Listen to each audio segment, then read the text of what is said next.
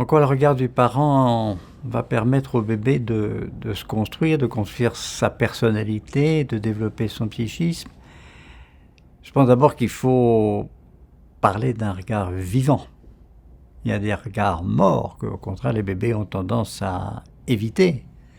C'est ce qu'on voit dans le domaine des bébés à risque autistique, par exemple, où on a l'impression, c'est toujours très très subjectif, hein, c'est pas une explication, mais où on a l'impression que le bébé ne ressent pas ce côté vivant du regard du partenaire.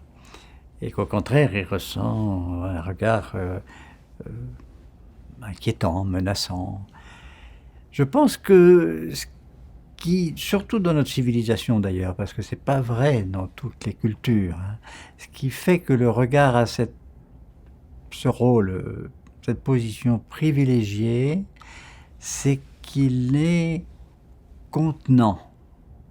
Il donne l'impression que vous êtes entendu, que vous êtes présent, que vous êtes pris en compte par votre interlocuteur. Quand on vous regarde, ça veut dire qu'on fait attention à vous. C'est pas simplement perceptif, si vous voulez, hein. C'est pas regarder comme on regarderait une colonie de fourmis ou d'une manière un peu trop objective et scientifique. C'est pas ça, c'est une communication. Et je crois que c'est essentiellement ça qui donne au regard, encore une fois, un regard animé, un regard vivant, un regard intéressé, c'est ce rôle de rassembler, de réunir, de contenir tout ce que le bébé ressent, éprouve, et qui lui permet de le communiquer. D'avoir le sentiment, en tout cas, que c'est partageable, que c'est communicable. C'est évident que, par exemple, s'il y a un problème visuel, hein, chez les aveugles, chez les bébés aveugles, les parents aveugles, ça va être autre chose. Ça va être le portage, ça va être la parole, ça va être l'écoute peut-être, ça va être d'autres canaux sensoriels.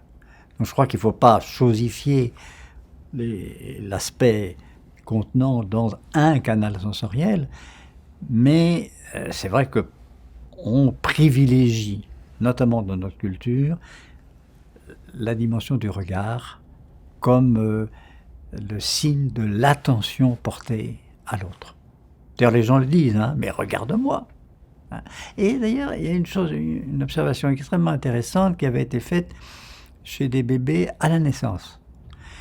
Des chercheurs américains qui avaient observé comment ça se passait entre le bébé et la mère tout de suite, dès la naissance. Ils avaient montré que les mères appellent le regard du bébé. Mais ouvre tes yeux, mais regarde-moi, mais oh, qu'est-ce que je voudrais savoir ce qu'il y a dans cette petite tête.